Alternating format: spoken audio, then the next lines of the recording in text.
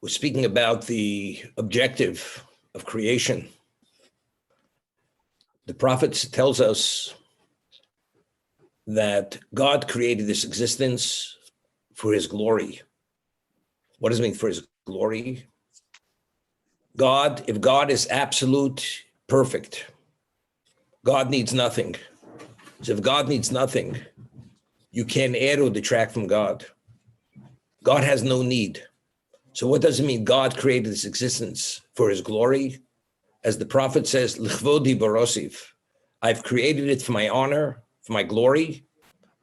The answer is, it means that the objective of creation is that if man recognizes God's glory in existence, then he's worthy of reward. And what is the meaning of reward? So there's another verse which King David says in Psalms, in Tehillim, Olam chesed yiboneh. And this is the fundamental. Why did God create existence? It's purely an act of kindness. Pre-existence, nothing existed, only God himself. God willed existence. Why did he will existence?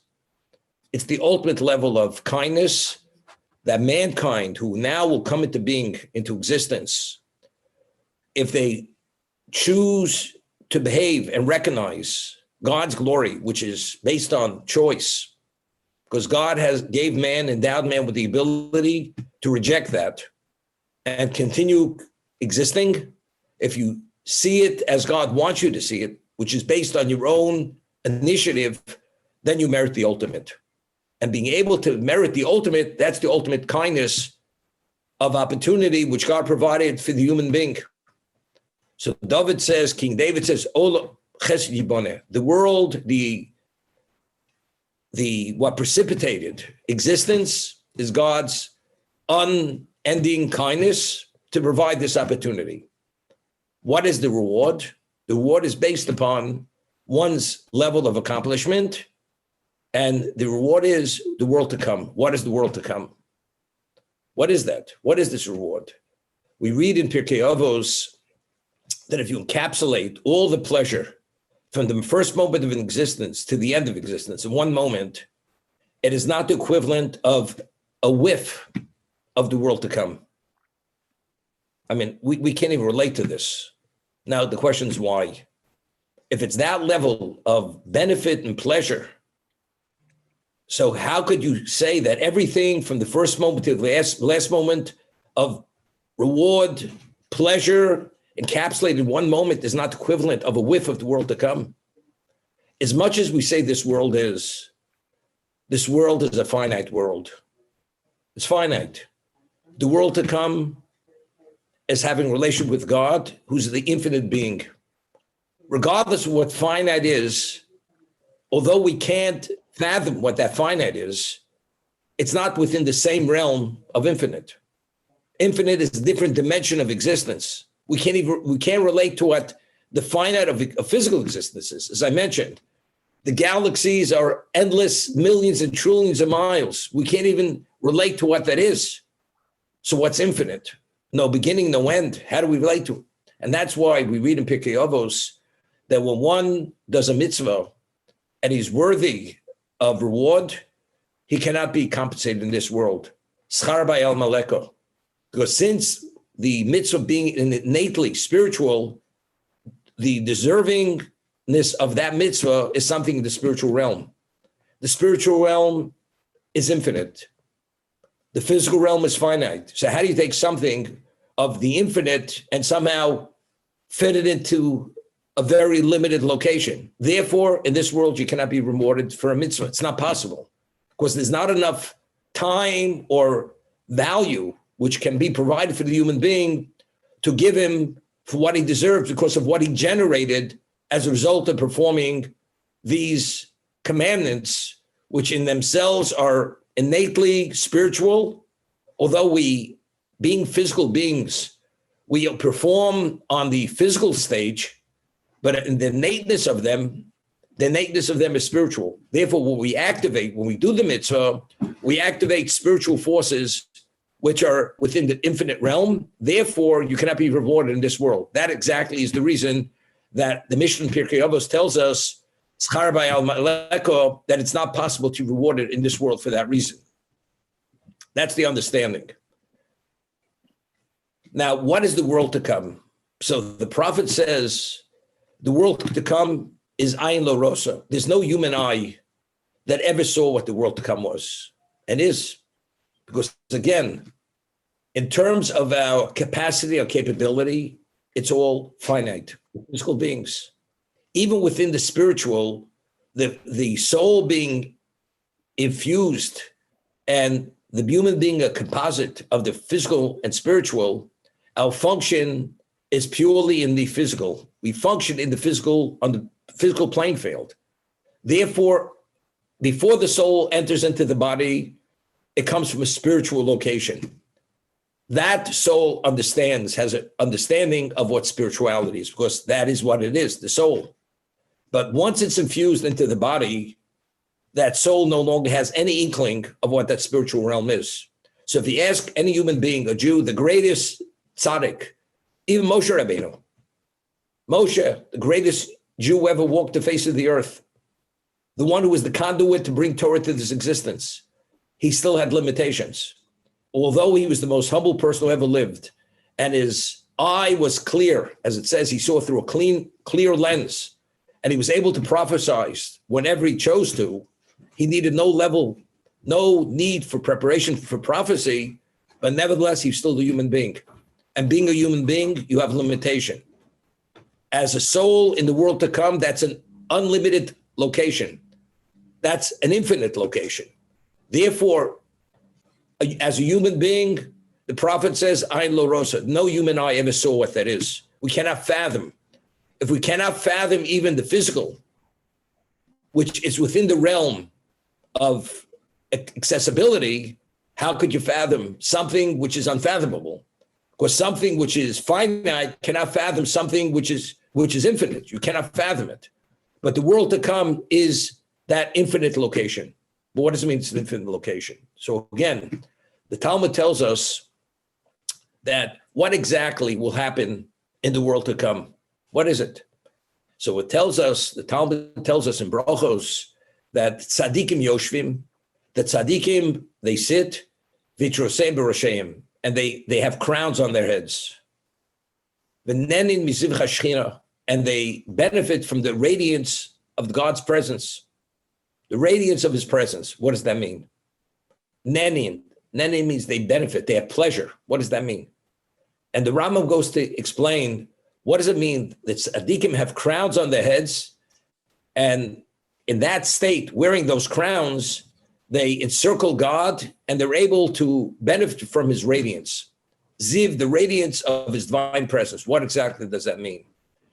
We know within the 13 tenets of Jewish belief, which was codified by Rambam, by Maimonides, one of them is that God knows the thoughts and the actions of a human being, or all existence. But of the human being specifically, his actions and his thoughts. Meaning every thought we have, every nuance of feeling we have, God knows exactly what that is and evaluates what that is. And he knows the actions which we do. And usually every action is associated with a thought, with some level of thought. And then after that tenet is stated, Rambam Maimonides writes, the next tenet is reward and punishment. A Jew must believe that the objective of creation is nothing is futile, nothing's for nothing, is for no reason. Everything is seen, recorded, evaluated, and based on that, one is either deserving of reward or culpable of punishment. Now, we all know that the various degradations of service of God, various levels. A person who serves God selflessly, out of love, due to recognizing God's exaltedness. And it's the ultimate level of reverence and love. That mitzvah, that level of service is the most advanced level of service. And you're deserving of the most advanced level of reward. Then you have a mitzvah where one performs for a good reason. You want to have a share in the world to come. That's why, and that's exactly what this existence is all about. But nevertheless, it's not on the level of the first person. Why? Because the person who serves God selflessly, although God wants you to have that share in the world to come, because that's exactly why he put us in this existence, to make the choice, to have that relationship with him. But nevertheless, when you do it for the sake of yourself, although it's the right intent, it's not selflessly serving God. When a person selflessly serves the master, selflessly is another level, a much more advanced level than a person who serves for the right reason, but if it's what, it's for self-gain, self-advancement. And then there's another person, he serves God, not for that, even that reason, but with an ulterior motive. You want God to be kind to you. God, you should never blessing. In the physical world, you want to be healthy. You want to succeed materially. You want God to protect you. That, if that is the objective and that is the motivation to do the will of God, that's a lesser level of service. That's what we call shlo dishma. That's not really the ultimate level of intent or motivation to serve the master. And that's what it says in Pirkei Avos. You should serve the master for the sake of the master and not for the sake of yourself with an ulterior motive. And then there's a level which is less than that, which not only does it not have any value, but there's even a claim against the person where the person does the mitzvah purely as a sinister weapon against someone else. For instance, a person is a charlatan and he's only behaving a certain way to deceive someone else to ultimately hurt that person. So he's using it as a sinister weapon, or he's doing it, studying Torah so I could go and refute the other person to show what he doesn't know. So that has no relevance to any reason for this Torah itself, but only to use God's ultimate, infinite, precious commodity, which he gave us, to use it with a sinister intent. There, not only does the mitzvah not have any value, it has a destructive value to the person. It has a very negative effect on that person. The Talmud tells us the study of Torah could be either a life potion or a death potion. If you study it with the right intent, it enlivens us, it invigorates us, and it gives us a connection to eternity. But if you study it with the sinister intent, as we just said, only as a destructive tool, then it's actually, not only is it not advancing and invigorating and growth-oriented, it will destroy you. Because you utilize God's ultimate life potion as what? To destroy someone else. God says if that's the case, there's no greater level of desecration of the Torah itself, to have that negative intent. The Ramchal, Rabbi Lutzati, writes in one location that the Kabbalah, Kabbalistic, that's the concealed understanding of the Torah, we find that there are unpronounceable names of God. As we say that God created the world with the spirituality that lies within the letters of the Hebrew alphabet.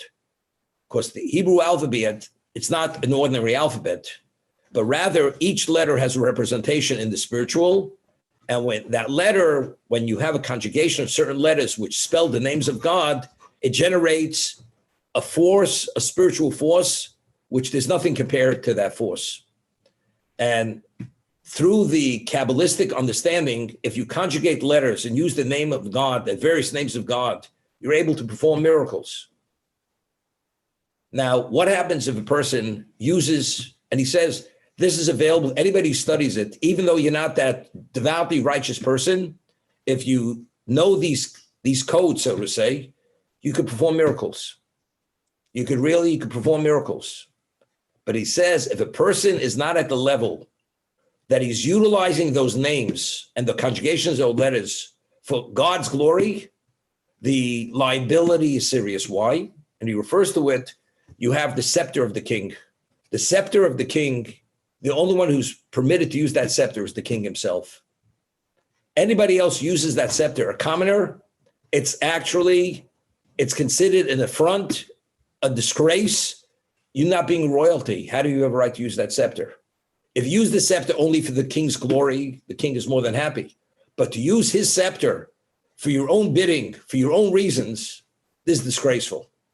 using the names of God, which have the ability innately to activate infinite forces, to change nature in the positive and negative, to use those names other than purely for God's glory, that's disgraceful. Therefore, the liability is something very severe. Therefore, only the person who's at that special level, who serves God at that level of selflessness or purely out of love, reverence, only that person, if he's aware of how to conjugate the letters and use the names of God to activate these forces, only he's permitted to do this. That's what it is.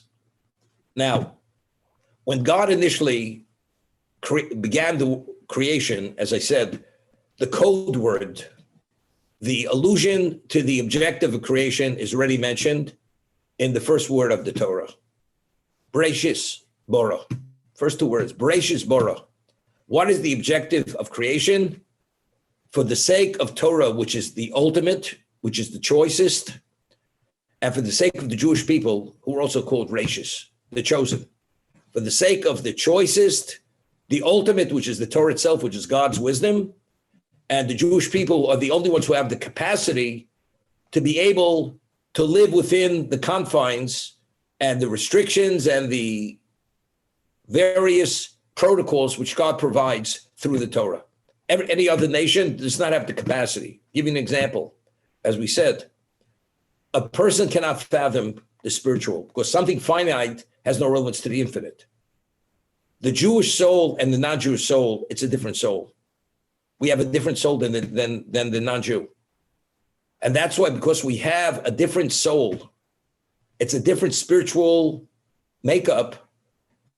Our soul has other needs and is vulnerable to things which a non-Jewish soul is not vulnerable to. For instance, a non-Jew is permitted to eat non-kosher. He's not bound by Noahide laws. He's not bound by time. There's no such thing as desecration of time. Time is his own. He lives within time. He's only bound by the 7 Noahide laws, which are all negative commandments. Don't serve idolatry. Don't commit murder. Don't blaspheme God. Don't eat a living limb off a living animal. A limb off a living animal. Adultery, incest. These are prohibitions. They're all negative. But outside of that, a non-Jew is a free agent. He can do anything he wants. The world is his to benefit from, as long as he doesn't cross certain lines. A Jew, it's a whole different reality. We have 365 negative commandments, and each negative commandment has subcategories. And then we have positive commandments, 248 positive commandments. We're inundated. If you don't see it right, it's being inundated with obligation, positive and negative. What's its value? But if a person would understand that because our spiritual makeup is different, it's a different dimension of reality, therefore we have needs, we have sensitivities. I'll give you an example. The Talmud tells us, it was known, when the British came to Palestine, there was a very serious rodent problem in Palestine. So the British brought cats from England to control the rodent problem. And that's why, especially, before 67, if you'd walk down the alleyways in Yerushalayim, in Jerusalem, you'd see cats all over. They call them alley cats. All over. They were these large cats. And they had a very large fare of rodents to eat, and they controlled the rodents. Right? You didn't have to call up the exterminator, to take care of the rodent problem. The British took care of it with the cats. The Talmud tells us something very, very interesting. A snake, a poisonous snake that has venom, if a snake bites, a poisonous bites any living creature, that creature will die, because the body of that creature cannot actually process that venom, and the venom paralyzes the system, and that living creature dies. Human being, any other living creature. However, what happens if an animal ingests a snake, and that packet of venom, which is in the snake, goes into the system of that animal? The animal will also die. The venom itself is lethal. It's like a person taking cyanide, God forbid. Within moments, in a moment, the body cannot process it, and the body immediately shuts down. All the systems shut down. A cat has a different system. A cat, if it's bitten, it dies, if it's bitten by a snake. But if it eats the snake, and it ingests the poison, the enzymes of the digestive process of a cat will break down those poisons, and the cat will not be affected. It's the only creature that was created with this digestive system, which has enzymes to break down the venom. Any other creature does not. That's a cat, because the cat has the ability to do that. Anything does not have that. A Jew himself, a non-Jew, his soul, based on what it is, has no issue of ingesting foods that don't conform with dietary laws, whatever they may be, because it's a different type of system. But the Jew system, being a much more sophisticated spiritual system, if any level of which represents impurity enters into that system, the system starts shutting down. It doesn't function as it's supposed to function. And when you do the positive commandment, it's like an animal, it's known, a dog. The Talmud tells us that a dog is a despised creature.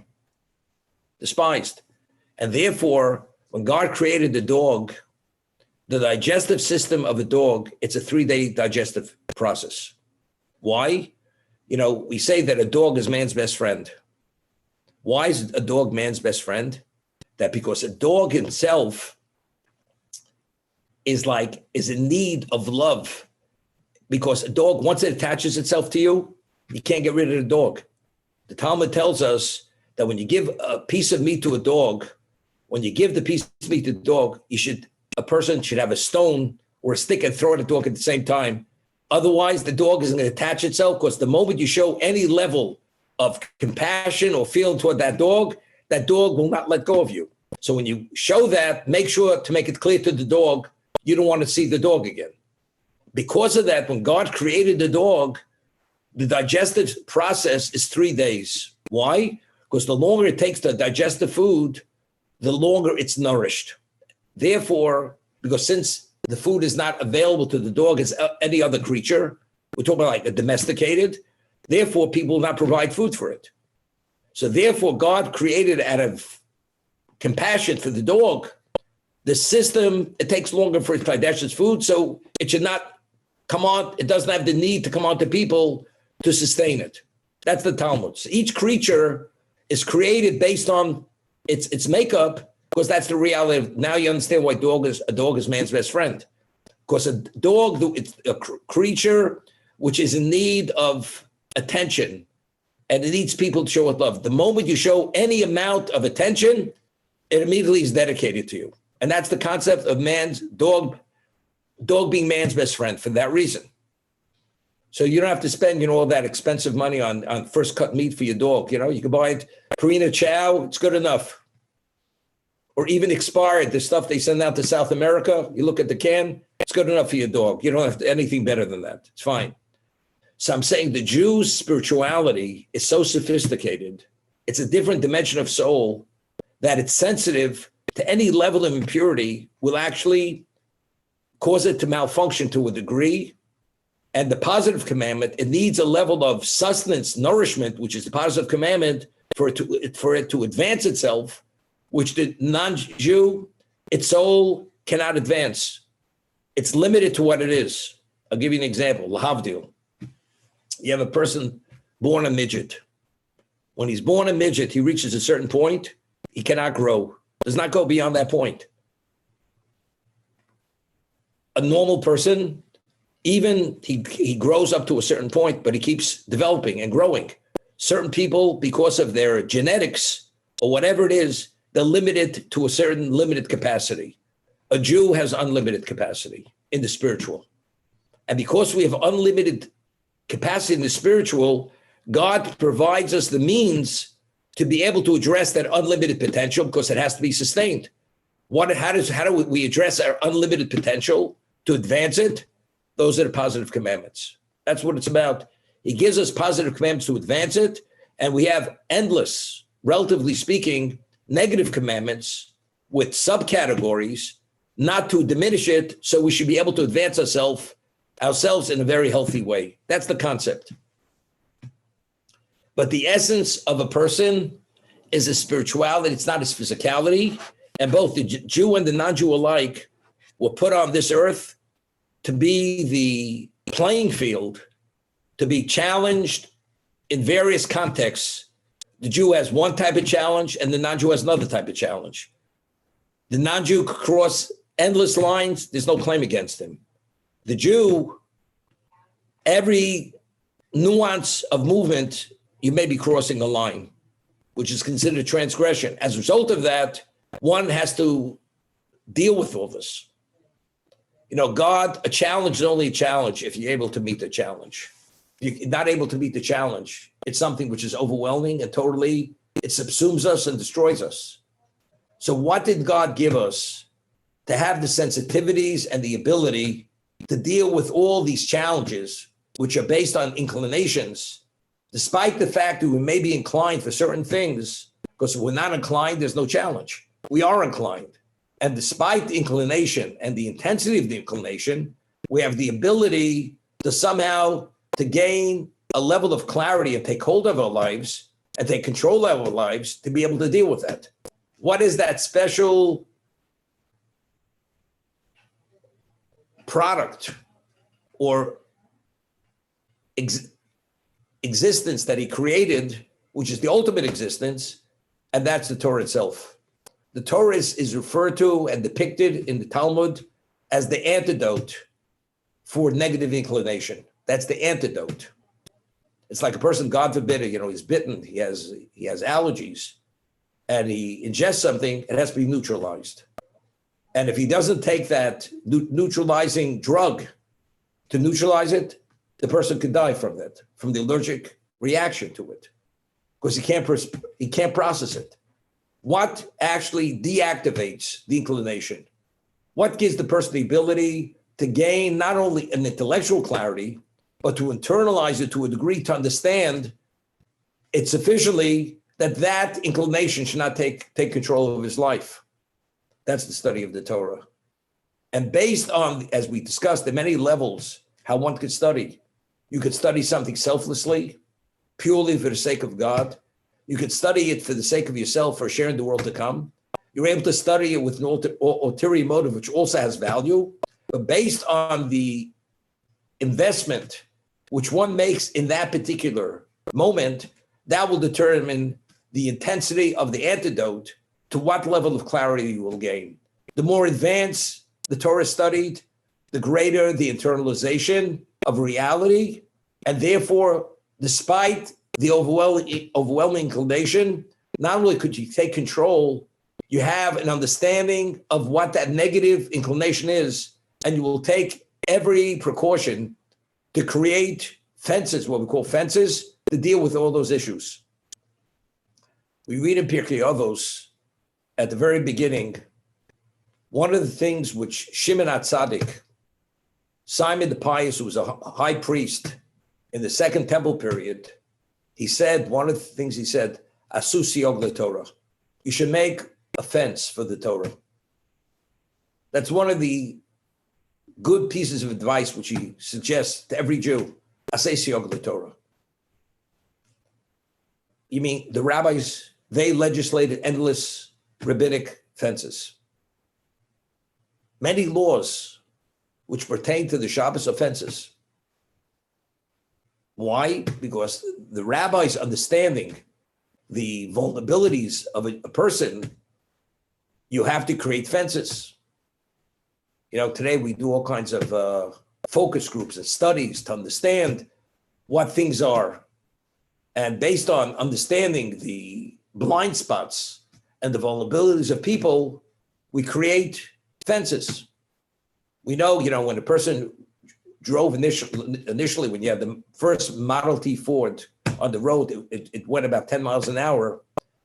You didn't have to have a guardrail that was able to withstand 100-mile-an-hour impact against that guardrail. because that Model T Ford didn't go more than 10 miles an hour. And therefore, the fence was a weaker fence. You didn't need that fence that could withstand the impact of a Mack truck crashing into that guardrail. It's a different reality. So the fences themselves were legislated based on the average need and vulnerabilities of people, of Jewish people. But everybody has his own vulnerabilities. Each one of us know our weaknesses. And the rabbinic fences don't cover each person's, they're not tailor-made per person. Each of us have our Achilles heels. We have many of them. And we have many weaknesses. But who knows who knows what those weaknesses are? Each person, hopefully, many he recognizes, even though those he doesn't recognize. But if he has a person who's a good friend or a teacher, and that's what it says in Pirkei Avos, Aseh lecha rav k'nei lecha chover. If you have an appropriate teacher and you have a good friend, although the friend the person himself doesn't realize that he's going off the rails, but if he has a good friend, the good friend will intervene and suggest him to stop because he's doing something which is destructive or negative to himself, or the rabbi will share with him a piece of information, will give him an appreciation for what he has to do. Because as we say, ignorance is bliss. There's an expression in Yiddish that a fool never ages. Ever see people that fools? Their hair never turns gray. The ones who hair turns gray is the person who has worries. Who has worries? The person who sees that he has problems. Who recognizes a problem? You have to have some degree of intelligence, that you're in touch with reality. The fool, ignorance is bliss on many levels. So to be able to make a fence, one's own fence, not only do you have to be learned or knowledgeable to some degree, even know what the rabbis legislated, but even to know what one has to do for himself to take certain precautions and recognize there's certain vulnerabilities which we have which are vulnerabilities. As a result of that, I'll give you an example. A person, he has a ravenous appetite. So what does he do? Accepts upon himself from 6 to 8 o'clock in the morning, he doesn't open the refrigerator. Doesn't open it. He's not looking for dietetic food in the refrigerator because he knows once he opens that refrigerator, his desire to eat is so out of control, he's going to eat things he shouldn't eat. So he makes a commitment to himself from 6 in the evening till 8 o'clock morning, he doesn't open the refrigerator. And breakfast is no more than 15 minutes. So as much as he wants to gouge himself, 15 minutes, then he's out the door. That's a self-imposed fence. But only because he recognized, because he spoke to his cardiologist and his nutritionist, and they all told him that if you want to live beyond the next 6 months, you better take control of your life. So only because he appreciates the consequences of irresponsible eating, this is the reason why he's taking it serious, and therefore he's making all these fences, because he's knowledgeable, understanding the consequences of his behavior. So the more learned we become, and the more in touch we become, we understand that these aren't extreme stringencies, but rather these are the basis to be able to function and continue. Well, what's that based upon? It's upon appreciating the negativity of what is not appropriate, what's not acceptable, and to understand that it's not appropriate. How do you understand that it doesn't fit your genetic profile? And a Jew has a different genetic profile than a non-Jew. I'm not speaking the physical sense, in terms of our spirituality. What compromises us and what doesn't compromise someone who's not a Jew? It's a different composition of spirituality, and therefore our reality is a different reality than the world's reality. That's the reason. I always ask the question, many years ago, I gave a lecture. The Jews are known as the chosen people. We're chosen. If you have a son, you live. Every morning, do you give him a spanking because you love him? And the evening, you deny him food and drink because you love him. It's unheard of. It's like a person says, I love you, but. If God chose us to his chosen people, and we say every festival, Ato v'chartonu mikol ha'amim. You chose us from all the nations. Ahavta osanu. You loved us. You desired us. There's been no nation in the history of the world has suffered as the Jewish people. You know that. No nation. We've suffered like nobody suffered. We deviate as much as an iota. Read the story, narrative in the desert. Whatever the sins the Jews sinned, immediately God came down very hard on them. We go into the promised land. What happens? Again, you read the stories of the prophets. We finally build a temple. First temple is destroyed by the Babylonians. The Jews go into exile 70 years. And how the Babylonians, the level of cruelty and inhumanity that they brought on the Jew was not to be believed. And then the second destruction temple by the Romans. The Romans were even more barbaric than the Babylonians, and how they dispersed us. And then we had crusades, and then we had upheavals and displacements and holocausts. I mean, pogroms. It's endless. Doesn't stop. Anti-Semitism. You might show some people, I love you, but is that what it's about? What's it all about? Now, could you imagine a father has a son who has phenomenal potential, gifted, and the father truly loves the son. And the son says, you know something? There's a zoo. There are two special zoos in the United States. One is in San Diego. It's a famous zoo, San Diego. They don't take care of the various species like the St. Louis Zoo. The zoologists they have there, best medical attention, best veterinarians. Person says, you know, what do I need the worry of life? I'll move into one of these residences. They'll set up, it'll be called human animal residence. What do I have to go to school, college? I have to fight for my life and fend for myself all these years. I have to go into welfare, get food stamp. What do I need all this? They'll take care of me. The father listens to the son, and he's shocked, taken aback. Don't you want? You're not an animal. You're not an animal. You're a human being. You are endowed with potential that you could make this world a different world. And unless you take advantage of your gifts, you will be the animal. And you may be worse than the animal. The father out of love for the son says, I will not allow it under any circumstances, as they used to say in the old days, over my dead body. That's the way the father would speak to the son. Under no circumstance, I will not allow it. And whatever it takes to get you to come to that level of understanding of who you are, I will not stop. If it means denying you certain basic amenities of life, I'll make it the pain to be so bad that you'll be forced to see the light. And that's out of love. That's not out of to want to be destructive. To bring that child to a level of clarity, understanding, to appreciate who he is, that he's not the animal. The Jew says, I'm a human being. All men were created equal. It's not true. All men were created equal as human beings. But in terms of responsibilities and who you are, we're not equal. I'll give you an example. Person is born with a genetic disposition.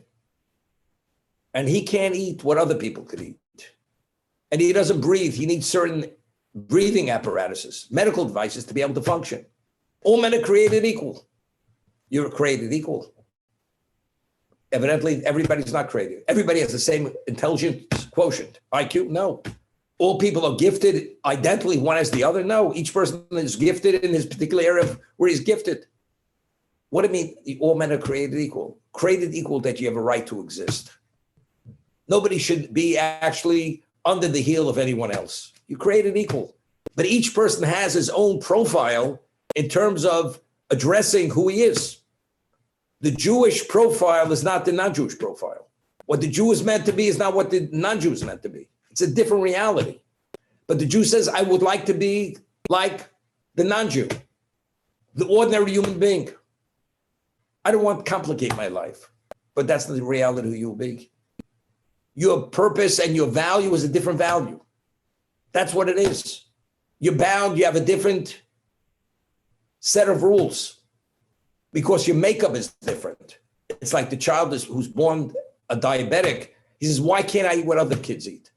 A person is allergic, has certain allergies. Why can't I have what they have? Because this will, God forbid, compromise your system and cause you to die. And other children, they have different systems. The Jew's spiritual system is a different system.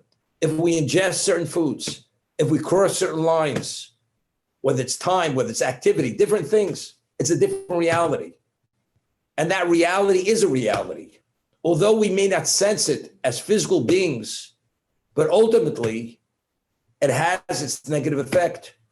And you can't appreciate certain things unless you engage in them. I'll give you an example. A person goes and he attends to his physical health, he exercises, eats healthy, and he's able to run 10 miles every day when he becomes an adult because of the way he maintains himself. And when he finishes running, he feels invigorated, he has clarity of mind, and he's ready to take on the world. Another person who never took care of himself, nutrition-wise, exercise-wise, any-wise, and he abused himself, when the person walks a block, he gets shortness of breath. Does he have a sense of what to be invigorated is? To feel that he's willing to take on the world, no matter what that challenge is? Does he rise to the challenge? No, because he has no sense of what that is. A Jew, as a Jew, when you at the starting point, at that point, you have no sense of what it is. You have to engage in the process. Once you engage in the process and you reach a certain critical point of advancement, then you begin appreciating and you have the sense of your own spirituality. But when we start off, you have no sense of what that is. Because you're born, the spirituality of a Jew, the soul, is deeply embedded and entombed in the physicality of the body. And it has to actually be brought out. It has to be honed. It has to be extracted. It has to be activated. And there are keys and codes to activate that spirituality. What are the keys and the codes to activate that spirituality? God gave us commandments, mitzvos, gave us a dietary laws. All these various things all play to be able to activate the system that ultimately you could have a sense of your Jewishness. Otherwise, you have no sense of your Jewishness because we all are physical human beings. And we have the same physicalities as the non-Jew has. It's the same physicality. Even though there's certain medical profiles based on the ethnic group, the ethnicity of the person, but in terms of basically, we're all on a common playing field as a physical person. The Jew, he could be like the non-Jew if he doesn't address what that is. So as you grow, as we grow spiritually, advance ourselves, as our sensitivities to spirituality increase and become realities, because we're able to internalize, have a sense of who we are. As a result of that, we create self-fences because we understand where we are if we want to maintain that and continue it. And it should be a continuum of a trajectory of growth.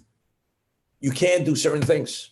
I remember when, I think it was the 60s, and there was a prize fighter, came from Sweden. His name was Johansson.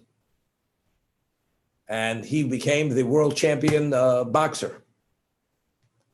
And he worked out, there was a hotel up in the Catskills called Grossing's Hotel. And that's where he worked out, preparing for the big fight to become the world's champion boxer. And I remember, read an article then, the man jumped rope for about 3 hours straight. And his diet was very specific. And everything he did was overseen by a trainer. There was nothing in the day that he could do as he wanted to, because to be able to be fit for that big challenge, he had to be in shape. And he could not be in that shape unless. And he spent a few months there training for the big fight. You know, life is a big battle. Life is a big fight. We have to fight our own demons. Every one of us has demons. We all have inclinations. Why is a parent, a responsible parent, so important for a child? Not only for his physical development, even to give him some direction. Would a child go to school unless the parent sometimes has to impose on the child his will? You must go to school, as much as you don't want to go to school. I prefer not to do my homework. I prefer not, because everything's a challenge. And everything would slip by. And life passes very quickly. It's only because of the parents' demands of the child and mentoring the child and molding the child and giving certain limitations and guidelines that you function within a certain parameter and you can't go beyond that parameter. That's why the child's able to succeed and take advantage of whatever the endowment that child may have and to maximize on that endowment. That's what it's about. So when we make fences, because we have vulnerabilities, you only can make that fence if you realize you have the vulnerability. But if you don't understand you have the vulnerability, so what determines to what degree we make fences? So the rabbis, they legislated fences knowing that this is every Jew based on his spiritual profile, his dimension of his soul needs these fences. It's a necessity. But every one of us have our own, as I said, inadequacies and weaknesses we have to address ourselves. I'll give you an example. Person becomes a Baal Tshuva. He wasn't brought up observant at all. There was a case many years ago. This person, he worked for the Rothschild Bank, and I once mentioned, and he was a genius type person, financial genius, and he was able, and he hosted his clients in the the fanciest restaurants in the world. And he was a big person and he enjoyed eating. He became observant, very observant, but he had a temptation to eat very much. And he enjoyed game food. There's one restaurant somewhere in New York, they sell game food. That species, which they don't prefer this in the United States, but this restaurant specialized in game food. And he enjoyed eating this game food.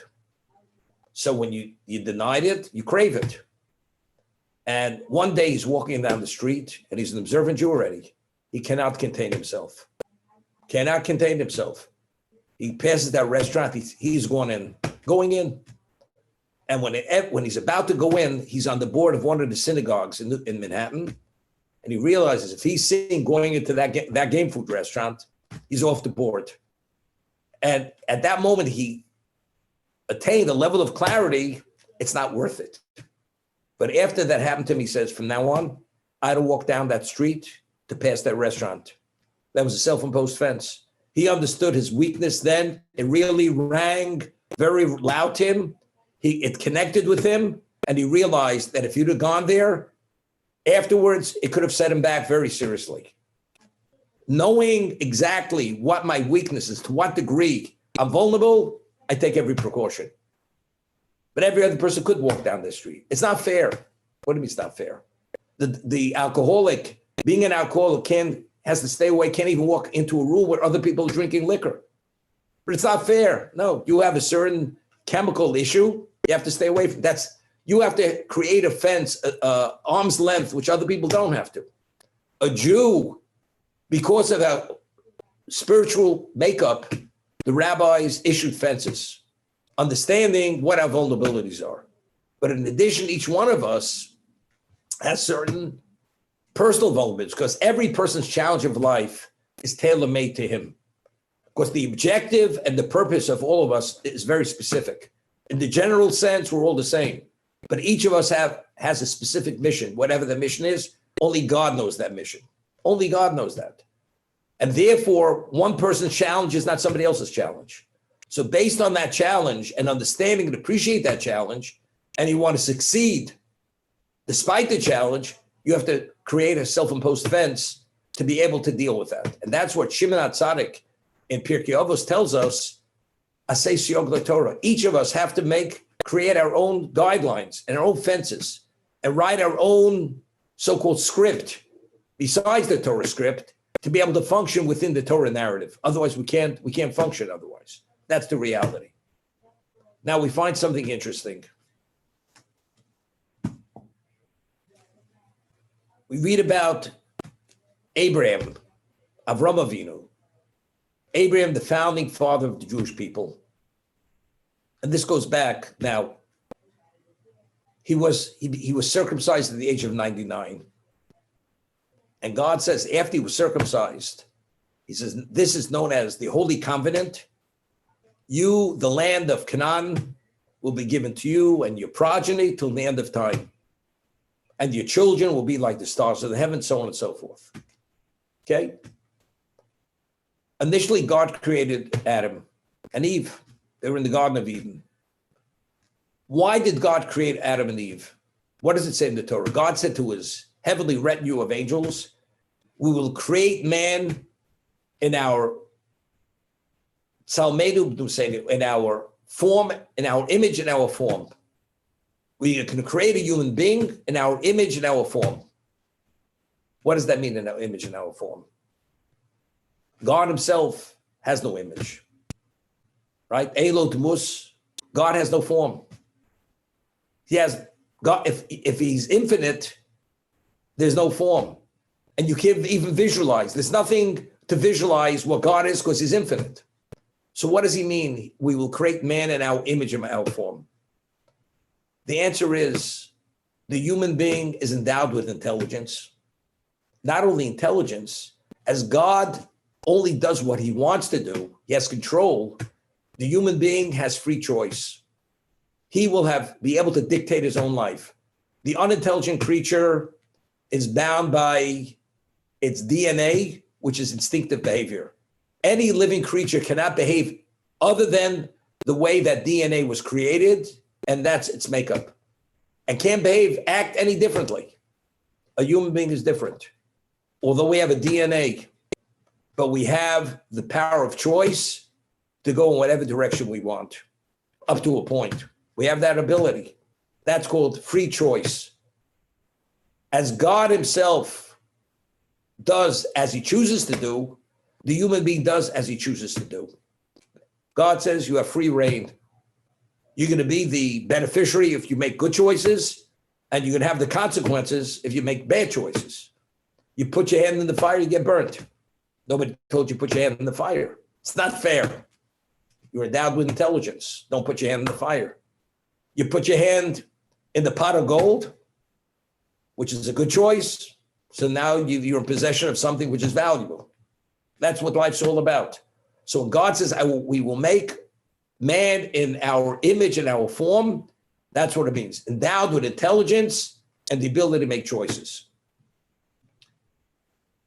The original human being was called Adam. Why was he called Adam? In Hebrew, it's called Adam. In Hebrew, the word earth is Adamah, earth. And why was Adam called Adam? Because he's made from earth. His makeup is earth. That was meaning the challenge is all based on his physical makeup. When a person sins, he doesn't sin due to his soul. It's because there's so-called this tug of war between the physicality and the spirituality of the person. The body is inclined in one direction. The physicality draws us in one direction. And the conscience, if a person has that spiritual conscience, that puts the brakes on it. That doesn't allow the person to be pulled in that direction. The person pulls back and suppresses it. Okay? And that is the challenge of life. Do you suppress it and take full charge, or do you let yourself be drawn after the physicality, which is physical, which means you failed the challenge? But it's all life is a tug of war, and we're always advancing or regressing. We take one step forward, 2 steps back, sometimes 20 steps forward. But that's life. We vacillate continuously. A human being is always moving. There's always movement. Nobody stagnates. Even stagnation is regression, because if you're supposed to go forward, if you don't, you're going backwards. You don't realize, but you are going backwards. You start deteriorating. Adam initially, now why was he called Adam, because he was made from the earth. So the Maral explains the animal was also made from the earth. Adam was created on the sixth day of creation. The animal, the domesticated, undomesticated animals were created on the sixth day of creation. So why is Adam? Because he was made from earth, called Adam, from the word Adama. And the animal, domesticated, undomesticated, is not called Adam. It's called Behema, Chaya. That's undomesticated, domesticated. Why? So Maral of Parak says something profound. What is earth? Earth itself, even the most fertile, virgin soil, has phenomenal potential. All life could grow from that if it's cultivated and it's utilized in the context it's meant to be utilized. Unlimited life comes out of that earth to sustain the human being or all life on earth. What happens if you leave that earth fallow and you don't take advantage of its potential? It remains a clump of earth. That's what it is. What is a human being? Odom. Potential. A human being himself is potential. That's what it is. You take advantage, the potential is endless. You ignore it and you leave it, it's nothing. The human mind, I'll give you an example. Anybody who has any relevance to trying to advance his intellect, the mind is very creative. When is it creative? On every level. If you engage the mind and you study, the more you study, the more you have an understanding of many other things. So it's like fertile earth. The more you cultivate it, the growth is unlimited in terms of the knowledge, whether it's understanding, retention, and based on retention, you keep advancing. There's no end to it. That is what earth is. Human beings' potential, but if you leave the child uneducated and you leave him to be at the level of just a peasant, nothing, and all he does is he fends for himself to survive, he's not really using his intellect, what it was meant to be used for, it's like leaving the earth fallow. So Adam is what Adama indicates, the label which he was given to him, which identifies his essence. His essence is potential. Now, how does he address that potential? Initially, Adam was given the 7 Noahide laws and one commandment: don't eat of the tree of knowledge. That was the only commandment he had, in addition to the Noahide laws. And within a few hours after being created, him and Eve, his wife, who were meant to be the ones who are going to bring the world to perfection at that moment, they failed. And God says, don't eat of that tree of knowledge. You're Adam. Adam means you have that ultimate potential and you could address that potential. You could bring about the end result. What did he do? He ingested that fruit, which is unadulterated evil, allowed it to intermingle into his being. And God says, that potential that you had no longer exists. You've taken it down to a point. It's like a person overdoses on a drug, and they call it, he fried his brain. The person had phenomenal ability, but because the person took that drug, he destroyed his intellect. All he is, he's become, relatively speaking, like a vegetable. God forbid. Adam, relative to what he was, he became a vegetable. He's no longer Adam. Who assumed that role? That he was able to regain that ability to address that potential which Adam was meant to address. Abraham was the one, he's the founding father of the Jewish people. He was chosen by God. Avram was the one who introduced God to creation. The world was devoid of spirituality. There was no knowledge of God existing. Abraham, through his own pursuit of truth, rejected paganism, and he came upon God, and he espoused it. God says, now you will be the new Adam. Although it didn't culminate until Sinai, because to take control of our lives in every sense of the word, we need the Torah. That's the antidote. because the reality of existence today is a different existence than Adam. Adam pre-sin didn't have to deal with all those issues because evil was not part of his essence. But now that evil is part of everyone's essence, how do you somehow control that evil? We need an antidote. We have to put it at bay. We have to suppress it. What gives us that ability to internalize and have an understanding and the clarity to be able to deal with all these issues? And that was the endowment of Torah, which was given us at Sinai, because now that we're ready to function as the Adam, to address the initial objective of creation, which was to achieve perfection. Until then, it was not achievable. But now God gave us the means and the ability to address it, and therefore, from there going forward, we're able to be the Adam, which we will continue to discuss next week, or maybe tomorrow.